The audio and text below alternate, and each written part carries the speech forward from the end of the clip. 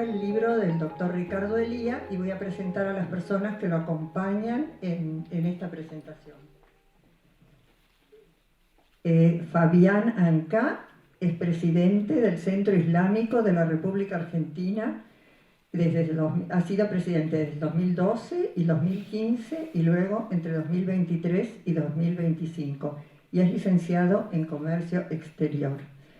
Daniel Kolodenko es médico, neumonólogo, director de la carrera de especialistas en neumonología de la UBA, expresidente de la Asociación Argentina de Medicina Respiratoria, exprofesor de Pensamiento e Historia Judía del Seminario Rabínico Latinoamericano y es autor del libro Génesis, el origen de las diferencias.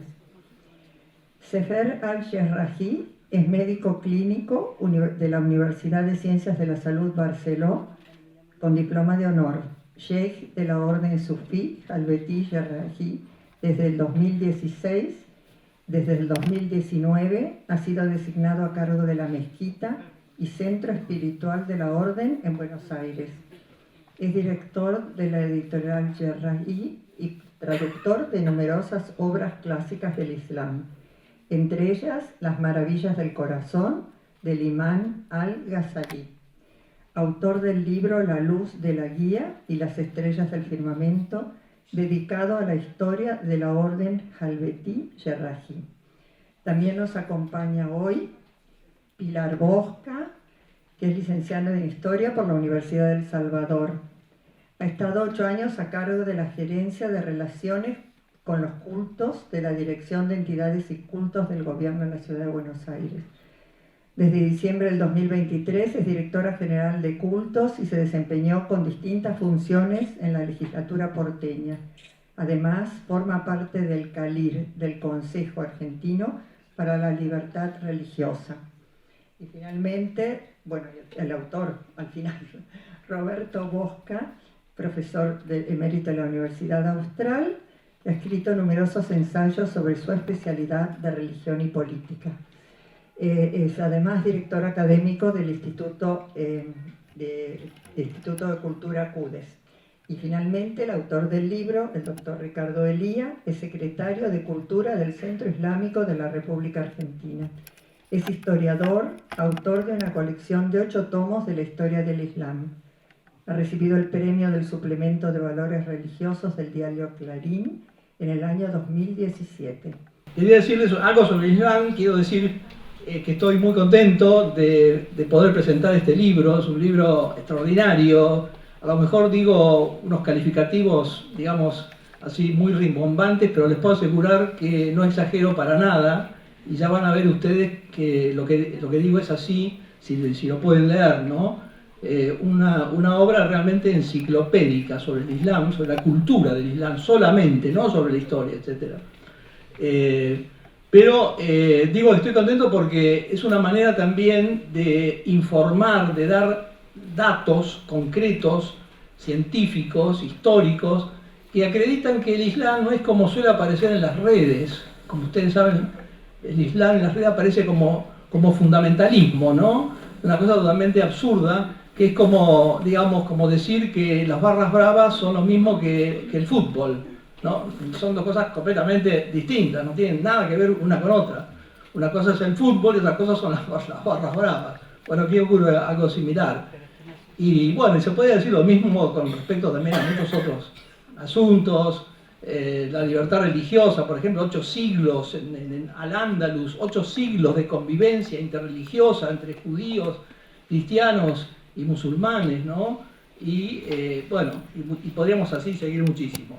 Eso no quiero hablar. Sí tengo la tentación con el tema de la mujer, que también es muy socorrido, que yo estudié, no soy tan viejo, tengo mis años, no soy tan viejo. Yo estudié en el Código Civil Argentino la mujer como una incapaz. Y les recuerdo que la mujer en la Argentina votó en el año 1951, ¿no? O sea que no estamos tan lejos. Bueno, sobre el diálogo interreligioso, una palabra, porque yo me he dedicado gran parte de mi vida al diálogo interreligioso. Aquí está el presidente del Consejo Argentino para la Libertad Religiosa también. Y quería decir que no es algo nuevo, a lo mejor es nuevo en su formulación actual, pero el diálogo interreligioso está, digamos, podemos remontarnos a San Francisco de Asís con su visita, digamos, a Oriente, etcétera, y después una larga historia. Ya llegando, digamos, a nuestro tiempo contemporáneo, no puedo dejar de mencionar una declaración del Concilio Vaticano II, 1965, Nostra Aetate, que cambió completamente el clima de la Iglesia Católica con respecto a las otras religiones, en especial al judaísmo y también al Islam. Y eso, a partir de, digamos, de ese dato, de ese hecho, se sucedieron una serie de documentos y de actitudes del magisterio de la Iglesia, de los papas. Juan Pablo II, primera visita en 1995, si mal no recuerdo, a una mezquita, después viajes también a Marruecos ante 10.000 jóvenes musulmanes, habló. El Papa Francisco, ya llegando a nuestros días, recordarán ustedes, lo han visto en los diarios, cómo también ha viajado a varios países musulmanes y cómo ha hablado y también ha visitado mezquitas en distintos lugares, ¿no? Pero en fin, eso es un tema para un curso entero. Y del libro no digo nada porque van a hablar todos acá, los que están acá, ¿no? Como dije, bueno, reitero lo que ya dije, en un libro que no me sorprendió porque conozco el autor, conozco sus libros anteriores, entonces es un dechado de información, datos, una minuciosidad que deja a uno con la boca abierta. Uno dice, pero acá trabajó un equipo, no puede ser que haya trabajado una persona, ¿no? Seguramente ha tenido asistentes, por supuesto, pero parecería que tendría que haber como 20 personas trabajando ahí con computadoras para poder producir eso. Así que en el caso de que hubiera alguien presente, que hubiera trabajado asistiendo al autor, os felicito también, le extiendo las felicitaciones. Y no me extiendo nada más porque se me acabó el tiempo y empezamos entonces formalmente.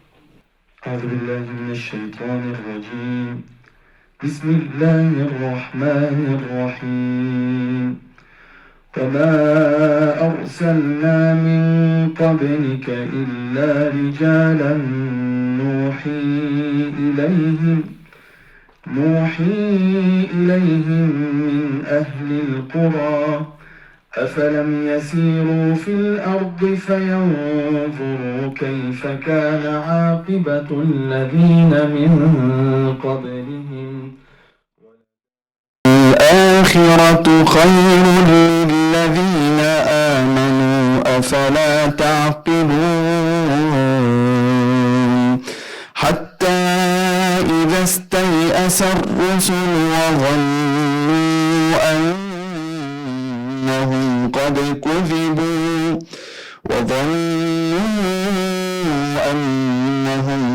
كذبوا جاءهم نصرنا فنجي من نشاء ولا يرد بأسنا عن القوم المجرمين لقد كان في قصصهم عبرة لأولي الألباب ما كان حديثا يفترى ولكن تصديق الذي بين يديه وتفصيل كل شيء وهدى ورحمة لقوم يؤمنون صدق الله العظيم. Muy buenas tardes a todos.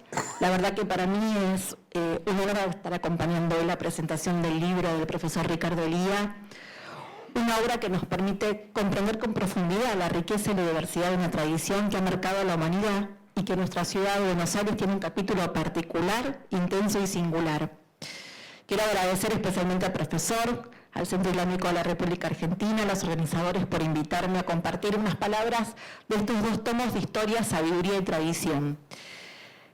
La realidad que en esta mesa se encuentran verdaderas eminencias que pueden hablar mucho mejor que yo, por supuesto Ricardo en primer lugar, de esta obra que nos convoca hoy. Pero bueno, se me ocurrió aprovechar esta ocasión para recordar y compartir lo importante de la presencia de la comunidad en nuestra ciudad de Buenos Aires.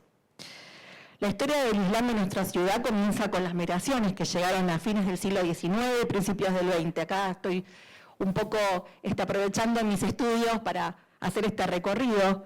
Algunos registros hablan de sirios que arribaron ya en la década de 1850 y en las posteriores de 1860 y 1870. Y más tarde, tras la Primera Guerra Mundial y en la etapa final del Imperio Otomano, entre 1919 y 1926, se dio otra oleada significativa.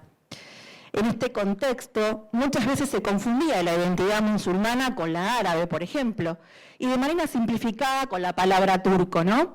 El turco que, abro comillas, ¿no? Junto al, abro comillas, el ruso, el tano, el gallego, fue configurando en nuestros conventillos esta identidad tan propia del porteño.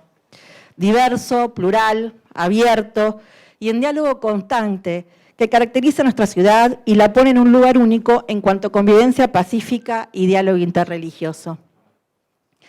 Estos inmigrantes se instalaron en distintos barrios de nuestra ciudad, según sus comunidades de origen, y así fueron configurando un mapa religioso y cultural muy rico. Por ejemplo, los musulmanes suníes, mayoritariamente llegados de Siria, se afincaron en Constitución y allí dieron forma al centro islámico, a su mezquita Al-Ahmad en 1986, con su característico minarete que ustedes pueden hoy ver en el barrio, que le da su impronta muy particular. Los chiitas, en su mayoría de origen libanés, encontraron en Flores el espacio donde levantar la mezquita Al-Tawhid, inaugurada en 1983. Los alawitas, que fundaron sociedades de beneficencia tanto en la ciudad como en la provincia, con su presencia constante, drusos que se hicieron en Villa Crespo su lugar de encuentro, con instituciones que aún hoy mantienen vivas sus tradiciones, solamente para mencionar algunas que hoy por hoy también fueron llegando también nuevas instituciones a configurar este crisol. Se suma a esta red el Centro Cultural Islámico Rey Fahd, que comienza a construirse en la década del 90 y se inaugura en el barrio de Palermo en el año 2000, con más de 17.000 metros cuadrados y capacidad para 1.500 personas, siendo la más grande hoy por hoy de Argentina y de Latinoamérica. Más recientemente en Colegiales se instala la Tequia Sufí, que aporta la dimensión más mística contemplativa del Islam, completando así un abanico de expresiones comunitarias que muestran la amplitud y diversidad de esta tradición religiosa. Podemos decir entonces que Buenos Aires es una de las pocas ciudades de América Latina con tantas mezquitas plenamente activas, con centros culturales, con sociedades de beneficencia, con instituciones educativas y con un abanico de expresiones islámicas que la convierten en un polo de referencia en la región. Esta presencia se refleja de manera concreta, por ejemplo, en los colegios que sostienen las distintas instituciones, formando nuevas generaciones en diálogo con el conjunto de la sociedad. La riqueza de esta presencia no se limita a lo interno de cada comunidad. Solo para nombrar un ejemplo concreto, cada año durante la Noche de los Templos, las mezquitas abren sus puertas para que los vecinos puedan recorrerlas, conocer sus ritos, conversar con sus líderes. También existen programas televisivos como El Cálamo, por ejemplo, que fortalecen la diversidad cultural, religiosa y educativa. Todo esto nos habla de una comunidad que, lejos de ser ajena, forma parte viva de la identidad porteña. Y si miramos con atención, como bien nos regala el propio texto de Ricardo Elía, descubrimos que el Islam no solo está en los templos, sino también en la calle y en lo cotidiano. Está en la sinagoga Serafardí de La Boca, que eligió su estilo mudéjar, y eso lo menciona el profesor en el libro, para evocar la memoria de sus fundadores y que nos muestra que las herencias culturales se entrelazan incluso en el exilio. Lo encontramos en la reciente estación de la línea H, Inclán, Mezquita Al-Ahmad, y en los muros de la estación Independencia de la línea A, en el patio andaluz del Rosedal y en el Museo Larreta, en el barrio del Belgrano, solo para mencionar algunos rincones de la ciudad. Está también, aunque no lo sepamos, en el desayuno porteño con café con leche y medialunas, porque esos sabores que sentimos tan nuestros provienen de un largo cruce de historias entre Oriente y Occidente, y también lo pueden leer en el libro del profesor. Y está de manera más profunda, como mencionamos hasta un momento, en esta vocación de convivencia que caracteriza a nuestra ciudad, donde comunidades de diferentes tradiciones conviven, dialogan y se enriquecen mutuamente, donde es posible que, por ejemplo, haya un vacunatorio dentro de una mezquita, como comenzó a ocurrir en la pandemia de COVID. Creo que allí está la clave de por qué este libro es tan importante para nosotros, porque nos recuerda que la pluralidad no es un adorno, sino un corazón mismo de nuestra identidad. Buenos Aires es plural, no por moda ni por conveniencia, sino porque fue hecha de y en una pluralidad. Y comprender la presencia del Islam en la ciudad es comprender que nuestra cultura es encuentro, que toda identidad se construye con intercambio y con vínculo, con lo que hoy llamamos lo nuestro, es en verdad fruto de innumerables relaciones, diálogos, encuentros y mestizajes. Por eso, bueno, como directora de cultos que hoy me toca estar, los invito a recorrer las páginas de esta obra plenas de información y que no dudo que se convertirá en material de consulta permanente para quien quiera ahondar en esta cultura tan rica y completa. Celebro que podamos contar con ella, porque, entre otras cosas, nos ayuda a comprender que Buenos Aires no es una ciudad uniforme ni monocromática, sino un mosaico de memorias y de tradiciones. Reconocer la presencia del Islam en esta trama no es mirar una curiosidad, sino que es reconocer una parte importante de lo que hoy somos. Muchísimas gracias.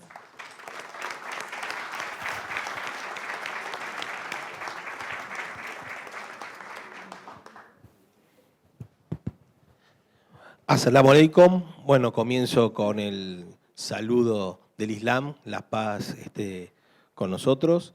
Y también Bismillahirrahmanirrahim, que significa en el nombre de Dios, el clemente y misericordioso. Siempre nosotros empezamos de esa forma, ¿no? Honrando a nuestro altísimo Dios, creador de todo. Agradezco mucho a este lugar que nos han dado el espacio para que Ricardo Elía, nuestro secretario de Cultura y un gran amigo del Centro Islámico de la República Argentina, pueda presentar sus libros. Como ustedes saben, no es el primer libro que ha escrito, tiene un compendio muy grande de libros y tiene muy buenas relaciones con distintas universidades dentro del mundo, vale decir Chile, España, Brasil. Y la verdad es un orgullo, en primer lugar, como musulmán y también, en segundo lugar, como argentino, que sea un farol de luz hacia toda Hispanoamérica, haciendo libros en donde explica sobre la cultura, sobre el Islam y diversos estudios que solo él lo puede hacer, porque cada libro de él son enormes, páginas y páginas, palabras tras palabras. La verdad, es un orgullo enorme tenerlo acá en nuestro país. Quiero aclarar que siempre el Centro Islámico ha bregado y bregará por la cultura y por el Islam y por el entendimiento pacífico entre nuestras comunidades que integran el país. También quiero comentar que siempre los musulmanes de la Argentina han trabajado denodadamente por la cultura y por el Islam. Y hay un dato no menor a decir, que la primera traducción del Corán del árabe al español se hizo aquí en la Argentina. No en España ni en México, no. Fue la luz, el farol fue acá, en Buenos Aires, de una persona que, Allah Yerhamo, ya falleció, que fue Ahmad Abud. Y hoy, alhamdulillah, está siendo nuestro farol de luz Ricardo Elías, creando libros, y también es una delicia hablar con él porque se pone, varias veces yo he tenido charlas de café sobre historias de Al-Ándalus o historias que han acontecido en el devenir de la historia islámica que no tenía ni idea yo, y te deja con los ojos abiertos. Inshallah, Ricardo, que sigas haciendo libros. Hay muchos temas muy lindos para hacer, muy interesantes. Y Dios quiera, inshallah, que sigamos en este país en donde todos vivimos en paz, donde nos entendemos, en donde puede haber gente que tenga otras ideas de índole político, pero siempre con respeto y con integridad. Otra vez más, muchas gracias por el lugar que nos han dado a nosotros los musulmanes aquí, y inshallah que esto perdure para siempre. As-salamu alaykum wa rahmatullahi wa barakatuh.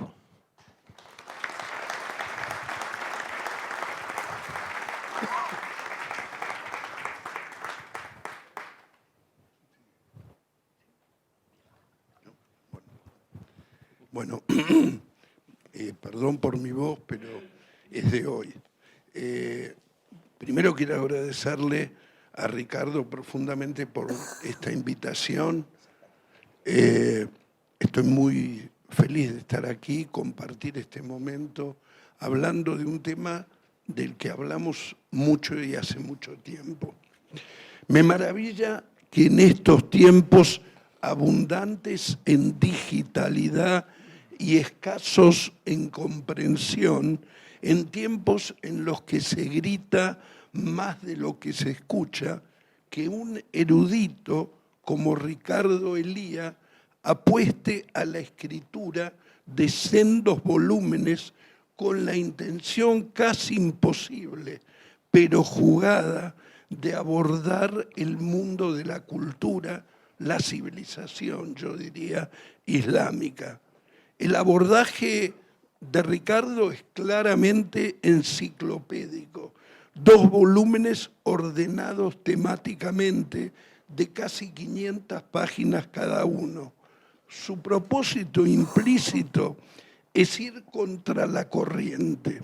Mientras la gente aborda temas culturales, políticos o filosóficos, resumiéndolos en poquísimas palabras que podrían caber en un Twitter, Ricardo resiste a esa jibarización del lenguaje y el conocimiento, a esa precariedad que transmiten las redes sociales. Opone resistencia con un libro de 2 tomos y de casi 1000 páginas. Mientras el nivel de discusión global puede ser contenido en 1 o 2 hojas, Ricardo produce un texto que puede desafiar nuestra ignorancia e interpelar la lectura y proponer curiosidad, como si hiciera suya las palabras de Humberto Eco, que decía que las redes sociales le dan voz a una cantidad notable de imbéciles que antes solo envenenaban una mesa de café. Las redes sociales le dan derecho de hablar a legiones de personas que envilecen el discurso, mientras que el libro de Ricardo es una conversación minuciosa que permite descubrir con curiosidad un mundo cultural sobre el que prevalece el prejuicio antes que el conocimiento. Este es un libro para bucear antes que para navegar superficialmente. Nos ofrece un nivel de detalle tal que hasta podemos enterarnos de la existencia de motivos árabes en la construcción del subte de Buenos Aires y su inspiración en el arte andalusí. En otro apartado se aborda la historia de cómo se enhebra la navegación, la astronomía y la poesía sufí, o la concepción antigua de la visión que suponía que la luz salía del interior del ojo y cómo fue alterada en una visión mucho más moderna en el mundo islámico. Es un abordaje monumental y erudito sobre las dimensiones de la cultura islámica, con un nivel de detalle que nunca había visto. En cada capítulo, sobre temas de literatura, arte, ciencias o filosofía, se nos brinda un glosario de palabras que influyeron en el desarrollo de vocablos que hoy usamos habitualmente en varios campos o en varias disciplinas. Nos permite comprender cómo se formaron y cómo se desarrolla la idea de que las culturas son producto de una polinización cruzada. de que este intercambio e influencia múltiple nos aleja de la idea que las civilizaciones no son producto de la guerra y la violencia, sino del intercambio, del diálogo y la comprensión. Un ejemplo que nos brinda en este voluminoso libro, pero hermoso, es sobre la construcción de 2 sinagogas medievales en la ciudad de Toledo, que fueron llevadas a cabo por obreros, orfebres y arquitectos musulmanes, que eran los que garantizaban la posibilidad de que en esos templos no hubiese imágenes ni efigies transgresoras. Si uno quiere alejarse de la mirada distante y monocromática que prevalece en el mundo sobre el Islam y optar por un abordaje próximo y policromático, este libro resulta un extraordinario remanso. Puede ser leído de manera secuencial o diacrónica, del principio al fin, o ir disfrutando tal como se disfruta de un manjar a sorbos, según temas distintos o en un orden establecido. Conozco a Ricardo hace mucho tiempo y sé muy bien que es un personaje impar, una especie de erudito renacentista que puede trazar históricamente el desarrollo de cada asunto. Estos 2 libros son el producto de ese saber refinado, volcado en textos de carácter enciclopédico, con capítulos temáticos enhebrados como un orfebre, que abordan cada tema con amor y sabiduría, que no tienen la pretensión de demostrar cuánto sabe el autor, sino de compartir ese saber, de hacerlo accesible, de mostrarnos cómo una cultura es un mundo entero, es un universo, es producto de muchos esfuerzos compartidos a lo largo del tiempo, que cada cultura es producto de encuentros con otros, con propios y con ajenos, y que nadie sale indemne de ese encuentro. Parafraseando a André Malraux, ministro de Cultura francés, aún el más humilde de los obreros que salvarán las efigies de Isis y de Ramsés, podrá decirte aquello que tú has sabido desde siempre y que ahora escucharás por vez primera. Solo existe un acto sobre el cual no prevalecen la indiferencia de las constelaciones ni el eterno murmullo de los ríos. Es el acto que permite al hombre, la cultura, arrebatarle alguna cosa al imperio de la muerte. Gracias, Ricardo, por este libro, por resistirte a la simplificación y a la banalidad que impera en esta época, por enriquecer nuestro saber, por romper con los prejuicios, por hacernos ver los entrecruzamientos y las influencias múltiples entre las culturas. Mis profundas gracias por abrirnos un mundo y hacerlo atractivo.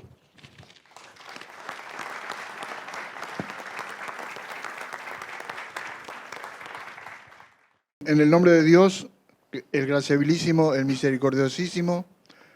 Bueno, en primer lugar, agradezco profundamente al doctor Bosca por habernos cedido este lugar al Centro Islámico para la presentación de este libro. Y quisiera mencionar, por supuesto, el gran agradecimiento a la editorial Yerraji que se encargó de publicar esta obra. Que si no, no hubiera salido jamás a la luz. Quisiera mencionar en primer lugar algo que aparece en el libro en las primeras páginas y es mi agradecimiento a mi primer maestro, que fue el profesor Ahmed Dawood, que mencionó el presidente Anca. Allá por los años 1960, todos los domingos yo iba a la casa del profesor Abud y él de a poco me fue enseñando el Islam, la cultura y todo aquello que produjo, especialmente haciendo hincapié incluso en esto que se ha mencionado de los 8 siglos de presencia musulmana en la península ibérica. La obra en particular es en realidad una pequeña enciclopedia que es una referencia muy importante en idioma castellano, ya que no hay otra similar, que hace una evaluación, un análisis de todas las disciplinas de la civilización islámica durante más o menos 7 siglos, astronomía, botánica, historia, geografía, gastronomía, inventos, música, poesía, misticismo, óptica, viajeros. Bueno, digamos, ustedes van a encontrar toda una serie de temáticas que en general no son necesariamente fáciles de ubicar o muchas veces son interpretadas equivocadamente por algunos periodistas o escritores que no son exactamente especialistas en la materia, pero incluso vamos a encontrar que hay profesores o supuestos arabistas o islamólogos que hacen un análisis superficial y muchas veces malintencionado de la civilización islámica. En primer lugar, yo quisiera leer una frase que pertenece a un enciclopedista musulmán del siglo X, Al-Masudi, y a través de sus palabras podemos de alguna manera comprender su pensamiento y su intención. Dice así, comienzo lectura: la historia cautiva el oído del sabio y el del ignorante. El simple y el inteligente se encantan con sus relatos y los solicitan. La historia comprende toda clase de temas. Su superioridad sobre las otras ciencias es evidente y todos los ingenios le conceden la supremacía. Con razón dicen los sabios que el amigo más seguro es un libro. Te ofrece al mismo tiempo el comienzo y el fin, poco o mucho. Reúne lo lejano a lo que está cerca de ti, el pasado al presente. Combina las formas más diversas, las especies más distintas. Es un muerto que te habla en nombre de los muertos y que te hace accesible el lenguaje de los vivos. Es una persona íntima que se alegra con tu alegría, que duerme con tu sueño y que solo te habla de lo que gustas. Esto se encuentra en una gran enciclopedia de 20 tomos que escribió Al-Masudi hacia 947 y que se llama Praderas de oro y minas de piedras preciosas. Otro enciclopedista posterior, ya en la época del Sultanato Otomano, Katib Çelebi, dice lo siguiente: porque 2 alas son necesarias para volar. Con una sola el progreso no es posible. Ciencias naturales y ciencias religiosas son, por así decirlo, 2 alas. Hay una cuestión muy interesante y es que gracias a los sabios musulmanes, uno de los grandes legados al patrimonio de la humanidad ha sido las matemáticas y el aporte del cero. El llamado padre del álgebra, Al-Khwarizmi, que vivió en el siglo IX, tiene una frase que les va a resultar interesante para entender que lo más importante en este mundo es la ética, es la virtud. Dice así al-Khwarizmi, de cuyo nombre se derivan términos como algoritmo, que está tan de moda hoy, y guarismo, derivan de este patronímico, nisba, como se dice en árabe, al-Khwarizmi. Dice este sabio, con respecto a el valor del ser humano, se le preguntó al-Khwarizmi y dijo, si este ser humano tiene ética, entonces su valor es 1. Si además es inteligente, agréguele un 0 y su valor será 10. Si también es rico, súmele otro 0 y será 100. Si por sobre todo es además una bella persona, agréguele otro 0 y su valor será 1000. Pero si pierde el 1, es decir, la ética, la virtud, que corresponde justamente a lo más valioso, perderá todo su valor, pues solamente le quedarán los ceros. Bueno, justamente de la matemática india es que al-Khwarizmi tomó los números que luego pasaron a llamarse números arábigos, que son los números que nosotros utilizamos y que reemplazó a los números romanos y que facilitó enormemente todo tipo de operación matemática y que nos llevó al mundo de hoy. Justamente en árabe, cifra, viene de, justamente está relacionado con el 0, que se escribe como un punto. Ustedes van a encontrar muchas cosas en esta obra y quisiera mencionar para cerrar, ya que el tiempo ustedes saben que es tirano, 2 frases de este historiador y sociólogo Ibn Khaldun del siglo XIV, que son muy elocuentes y que las podemos tener siempre presentes. La primera dice que el pasado y el futuro son iguales como 2 gotas de agua y que los imperios son como las personas. Nacen, se desarrollan y mueren. Gracias por su atención.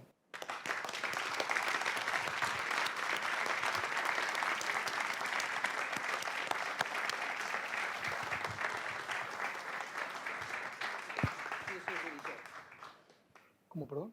Eso es el editor. Soy el editor. Acá el profesor me invitó, me honró con las palabras finales. No tengo mucho para decir, acá tenemos un tiempo reducido, pero cuando me dijo, vamos a hablar del mundo del Islam, pensé, vamos a hablar de bombas. No se preocupen. Vamos a hablar de las bombas de las matemáticas, de los algoritmos, de la óptica, de la espiritualidad. Es decir, vamos a hablar, en definitiva, de la bomba de la sabiduría y del conocimiento, que se esparce. Y esto me hace recordar también, mencionando a que el tiempo es tirano, el ser humano es tirano, el tiempo no. Una historia de un maestro sufi, el Mullah Nasruddin, y en cierta ocasión lo llamaron para que hable, él no tenía ganas de hablar. Y bueno, entró al auditorio, le dije, ¿saben de lo que voy a hablar? Sí, del mundo del Islam, entonces me voy. Le insistieron, volvió el otro día, le dijo, ¿saben de lo que voy a hablar? No, bueno, si no saben, me voy. El tercer día llegó, ya todos sabían. ¿Saben de lo que voy a hablar? Unos dijeron sí, otros dijeron no. Bueno, los que saben le dicen a los que no saben. Y esto, la moraleja que nos da es la importancia del conocimiento. Y el conocimiento si bien se tendría dedicarse a eso y ese comienzo hubiera exigido numerosos volúmenes, me quiero detener en eso. Porque aquel que está enamorado de alguien lo menciona en su lengua y en su discurso. Una vez estaba Majnun, que es uno de los poemas de la literatura clásica árabe,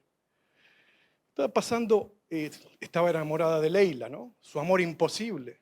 Y pasaba un perro sarnoso y le dijeron, ese perro viene desde el pueblo donde está Leila. Fue, agarró, lo besó y lo abrazó y lo besó. Él le dijo, ¿qué haces? Es un perro que está enfermo, sucio. Pero sus ojos vieron a Leila. Y es así como comenzamos esto mencionando a la gloria del universo, al profeta Muhammad, sallallahu alaihi wasallam. Que la paz y las bendiciones sean con él. ¿Qué tiene que ver en todo esto? ¿Lo conocemos? ¿Y cómo se relaciona con el libro del doctor? Y él nos mencionó y nos dijo que es la chispa que encendió todo esto. Lo primero que mencionó, que reveló Dios, Allah en el Sagrado Corán, le dijo al profeta, Iqra bismi rabbik, lee en el nombre de tu Señor. Ahora si me dicen no tengo tiempo para leer, les digo, leer nos hace seres humanos, conocer nos hace seres humanos. Y este amor a este ser maravilloso, que les quiero transmitir en unas pocas líneas, ya que queda poquito tiempo, comenzó de esa forma, con el conocimiento. El conocimiento que se manifiesta en cada línea del Sagrado Corán, para aquellos que saben leer las esencias, la profundidad. Y esto nos menciona Dios, nos menciona Allah en el Corán, nos dice, Alladina yadkuruna Allah, qiyaman wa qu'udan wa ala junubihim, wa yatafakkaruna fi khalqis samawati wal ard. Rabbana ma khalaqta hadha batila, subhanaka wa qina adhaban nar. Maravilloso. Aquellos que recuerdan a su Señor, de pie, sentados y acostados. Y dicen, Señor nuestro, no has creado nada de esto en vano. Glorificado seas y libéranos del fuego del alejamiento. Y es así como menciona y nos estimuló a cada uno, porque cada uno de los nombres que van a encontrar en el libro del doctor están relacionados con este primer nombre, con el nombre de Muhammad sallallahu alaihi wasallam, que les dijo a todos, al ilmul fard ala kulli muslim, el conocimiento es una obligación religiosa para todo musulmán. Y fíjense cómo demostró esa pedagogía que tenía, que cuando él estaba haciendo un intercambio de prisioneros en una batalla, después de una batalla, venían el intercambio, personas, dinero, y algunos le dijeron, no tenemos dinero, no tenemos guita en porteño. Y le dijo, bueno, vas a agarrar, vos sabés leer, ¿sí? Le vas a enseñar a 5 personas a leer y escribir. A leer y escribir. Y es así como la editorial Yerraji nació. Es decir, luego de ver cada una de las carencias que teníamos en la biblioteca hispanoparlante, decidimos inspirarnos en este modelo coránico, en este modelo profético, en esta pedagogía profética, para comenzar esta ardua tarea. Es así que hace 4 años, ¿no? Nos conocimos, ya nos conocemos, pero en unas conversaciones, en donde más estos libros los hice o los edité pensando no en los que no son musulmanes, sino en los musulmanes. ¿Por qué? Porque la carencia del conocimiento, la carencia del origen y la carencia de entender los pormenores de la historia nos hacen ignorantes. Cuando somos ignorantes de nuestras raíces, de nuestra historia, generalmente hablando, y de nuestro legado, no tenemos la capacidad de defender nada, no tenemos la capacidad de entender nada. Y él me mencionaba que compartíamos esta visión para uno del gran libro que va a venir, que es la Historia Universal del Islam, que ya tenemos en 8 tomos, que editamos el 7º, era este aspecto que le mencioné, que me inspiré en uno de mis sheikh, Muzafer Efendi. En los albores de la poscaída del Imperio Otomano, les decía a sus discípulos, a sus derviches, el que no estudia historia pasa a ser un objeto de estudio de la historia. Y fíjense, nosotros como argentinos tampoco conocemos en profundidad una historia, porque la historia depende de quién la escriba. Y hago un paréntesis aquí para hablar de el ídolo de muchos, Winston Churchill. No es mi ídolo. Él decía, para ser un gran estadista tenés que estudiar historia. Y escribió la historia de los ingleses, 7º tomo. Y finalmente, en sus años finales, dijo, la historia va a hablar bien de mí. ¿Y cómo lo sabe?, le dijeron. Porque yo la voy a escribir. Hoy no sabemos, por ejemplo, que los genocidios más grandes se suscitaron durante su gobierno en India, cuando Segunda Guerra Mundial dejó morir de hambre a casi 10 millones de personas. Eso no lo conoce nadie, no lo sabe nadie. Y así sucesivamente, esto es la esencia de lo que nos hace seres humanos, es recordar nuestro pasado. En estos 2 tomos, acá lo que hizo el doctor es hacer un reconto de cada una de las etapas. El primer tomo lo definiría como una génesis. ¿Cómo se gestó todo esto? ¿Cómo fueron los albores? Hablando de cada uno o de los diferentes aspectos de la historia, mencionando a grandes figuras de las ciencias, pasando también por lo que fue la dinastía abásida, en donde se conoció como la Edad de Oro. Por eso mencioné al principio, Edad de Oro fue al principio del Islam. Esos fueron los frutos de esa Edad de Oro. Esos fueron los frutos de esa Edad de Oro. Es decir, ese final, ese camino común, derivó de los esfuerzos de muchos para que llegaran a ese aspecto. Y como todo tiene un comienzo y todo tiene un final, y todo tiene un renacimiento. Y el renacimiento, ese ave de fénix que renace, como dice Hazreti Pir Nureddin al-Jarrahi, Dil beitini pakedem, dervishi ankaedem, purifiquemos la casa de nuestros corazones, hagamos del ser humano, del derviche, un ave fénix, es decir, que resurge de esas cenizas y nace nuevamente. Y este es el mensaje, ese nacimiento y esas ciencias. Cuando hablamos hoy de la civilización occidental, nos olvidamos una parte fundamental.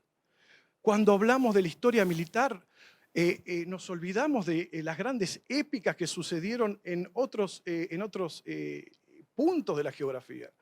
¿Y cómo no nos ponemos a pensar y a reflexionar que una civilización surgió de 700 personas en el lugar más inhóspito de la tierra, 700 personas, en el lugar más inhóspito de la tierra, en Meca, en un desierto que no había absolutamente nada, generó 23 años después la unidad de todo un conglomerado de cientos de tribus, de lenguas y dialectos diversos, de religiones diversas en uno solo. Y hace mención a este aspecto Thomas Hart, un sociólogo de la Universidad de Princeton, que escribió los 100 personajes más influyentes de la historia de la humanidad.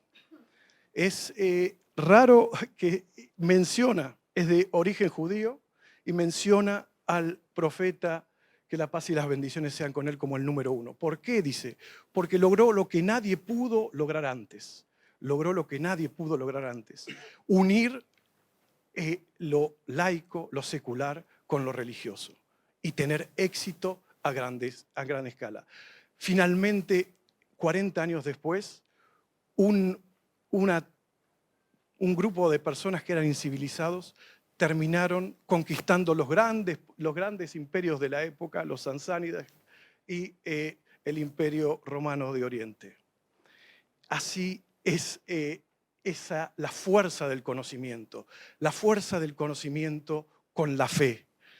La fe y el conocimiento, sin fe no hay conocimiento. Cuando le preguntaron a Pasteur, maestro, ¿qué me dices ahora que estamos haciendo la disección del cuerpo de esta persona? ¿Dónde está el alma?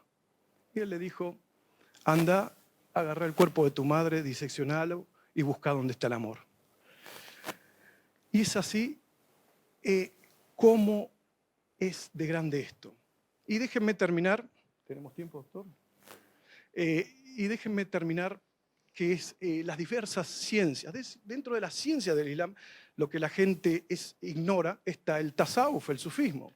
Y cuando dicen mezquita sufi, el sufismo es una de las ciencias dentro del Islam que busca mejorar el ser, busca mejorar el carácter del ser humano, busca transformarlo y adaptarlo al modelo profético. Y es así como esa fuerza de la fe, fíjense cómo influyó en tanto, no solo en el Islam, sino por fuera del Islam, en diferentes religiones. Las modeló, les dio un pathos, un ethos. Cuando hablamos de esos grandes místicos, de esos grandes santos, está una de las grandes santas del Islam, del sufismo, que es Rabia la Alawiyya. Dice, Señor mío, si te adoro por temor al infierno, destíname a él. Si te adoro por la esperanza al paraíso, aléjame de él. Lo único que busco es amar y contemplar tu belleza. Y esa es la esencia de la religión. Si la religión surgió para hacernos separar, para hacernos pelear, ¿de qué sirve? La religión es para esa unidad. Cuando le dijeron al profeta Muhammad, oh mensajero de Dios, decime qué relación tenemos con las demás religiones. Todo y cada uno de los profetas vinieron a transmitir ese mismo mensaje, que Dios es uno, que Dios es uno. Y le dijeron, y dijo, quien cree en mí y cree en Jesús, tiene doble recompensa. Estamos así de cerca. Y ese espíritu llevó a grandes maestros del misticismo, más que misticismo, del camino espiritual, a decir el gran Rumi, Mevlana Jalaluddin Rumi, que Dios santifique su secreto, dijo, ven, quien quiera que seas, ven. Nuestra caravana es la caravana de la esperanza. Nuestra caravana es la caravana del amor. Abul Hassan al-Shadili, que escribió comentarios, aforismos, a Ibn Abad de Romda, que escribió los comentarios de Abul Hassan al-Shadili, que influyó en la época dorada del Al-Ándalus, en el cual nutrieron y bebieron San Juan de la Cruz, cuando dice en su poema, en una noche oscura, estando ya mi alma, oh dichosa aventura, salí sin ser notada, estando ya mi alma sosegada. Me olvidé alguna estrofa, no importa. Pero eso, ¿a qué vuelve? Vuelve a los conceptos que está tratado que se animó a tratarlo el padre Asín Palacios en su obra Yadilíes y Alumbrados, y su discípula López Verat en San Juan de la Cruz, y en donde habla acerca de los principios que transmitió nuestro profeta, que está en el Sagrado Corán, que dice, Ya ayatuhan nafsul mutmaina, irji ila rabbi radiyat al mardiyah. Oh alma mutmaina, sosegada, en paz, vuelve a tu Señor contenta y complaciva. Fadkhuli fi jannati, ingresa en mi paraíso, no en paraíso, en el mío, que estarás con profetas y santos. Que Dios nos permita a todos lograr esta unidad, que nos permita alcanzar este buen final y este buen camino. Y nuevamente, muchísimas gracias por esta magnífica obra. Bueno, muchas gracias.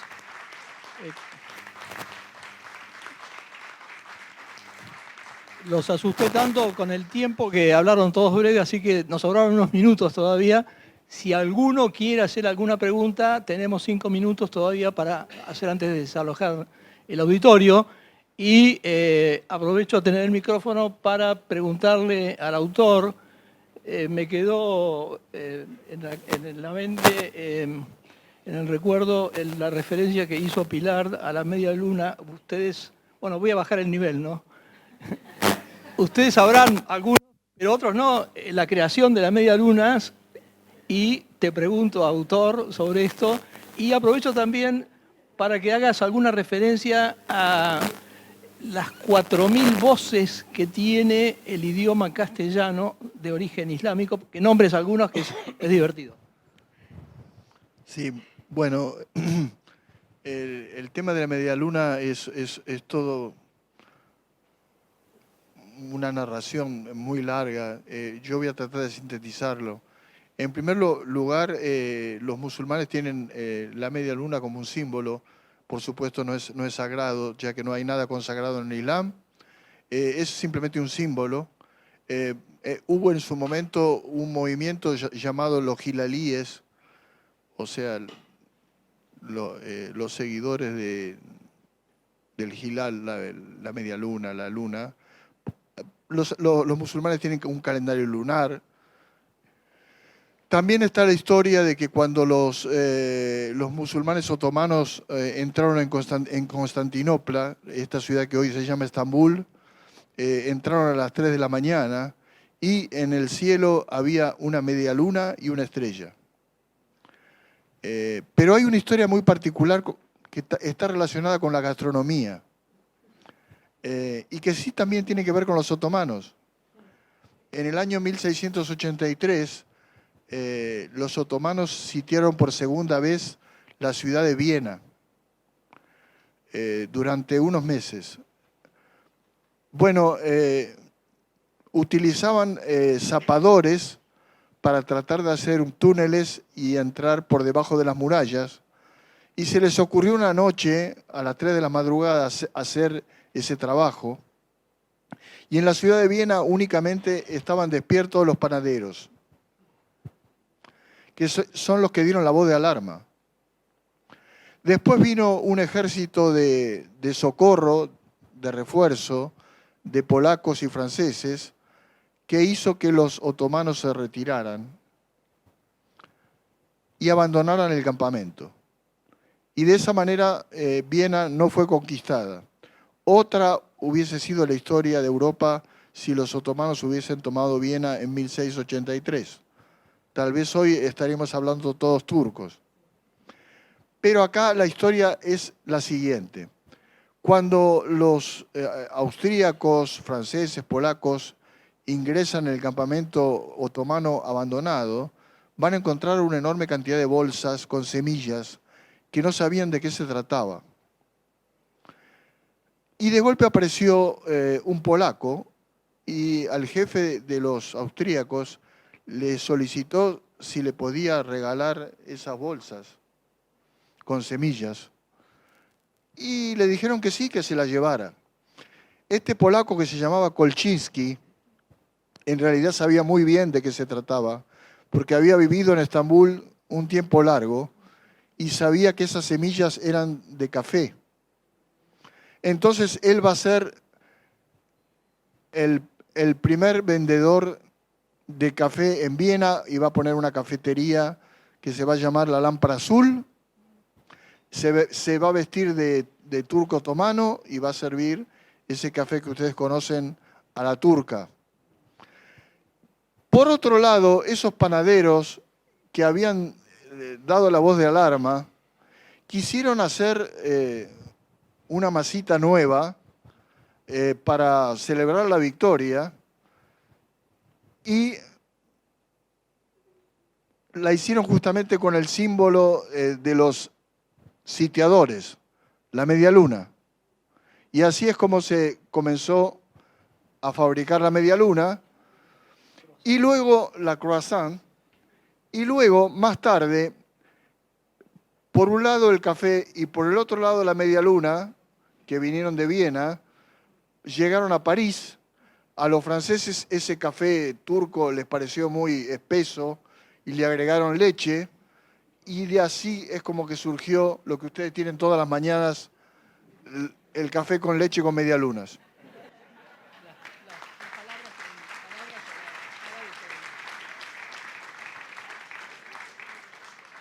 Bueno, ustedes saben que nosotros los porteños tenemos algo muy en particular que le debemos a la cultura islámica y árabe, que es nuestra pronunciación. O sea, aquí los que llegaron, los españoles que llegaron, venían de puertos de Andalucía, Huelva, Palo de Moguer, bueno. ¿Y en qué consistía el tema? Y es que en Andalucía, cuando llegó el castellano, los musulmanes le dieron su propia pronunciación, haciendo un énfasis en dos letras, la sin y la yin. Y por esa razón es que nosotros decimos yo, o decimos Andalucía en vez de decir Andalucía, o decimos, no hay diferencia entre coser y coser, que debería ser cocer y coser. Eso se llama yeísmo. Y además está el ceseo, en muchas palabras. Por eso decimos llegar, decimos, bueno, una enorme cantidad de palabras enfatizando la S y el yo. Ahora bien, el doctor Rafael Lapesa, que era un famoso filólogo español, alumno de Menéndez Pidal, hizo un estudio justamente sobre esto y dio una clase en la Universidad de Buenos Aires en 1961 precisamente sobre este yeísmo y ceseo. Pero lo que decía el doctor Bosca es que en nuestro idioma tenemos por lo menos 4.000 arabismos, o sea, 4.000 palabras de origen árabe, de manera que nosotros, sin darnos cuenta, estamos hablando en árabe. E incluso hay otra cuestión que es la toponimia, pero que precisamente esto se va a notar mucho más en España, donde hay una gran cantidad de topónimos de origen árabe, y el más importante de todos es Madrid, ya que la única capital europea que tiene un origen, un nombre árabe, es Madrid. En realidad viene del árabe Majrit, de Majra, corriente de agua, ya que Madrid fue fundada por el emir cordobés Muhammad I, hacia 855, cerca de un arroyo, que originalmente fue un campamento, y de ahí viene el nombre de esta capital de España. O sea que, fíjense todo lo que hay de herencia de Al-Ándalus, que además ustedes saben, ha influido especialmente en nuestra gastronomía. Los alfajores, incluso las empanadas y una enorme cantidad de delicias de todos los días. Se nos acabó el tiempo, tarjeta amarilla. Bueno, muchas gracias. Muchas gracias a todos. Terminamos.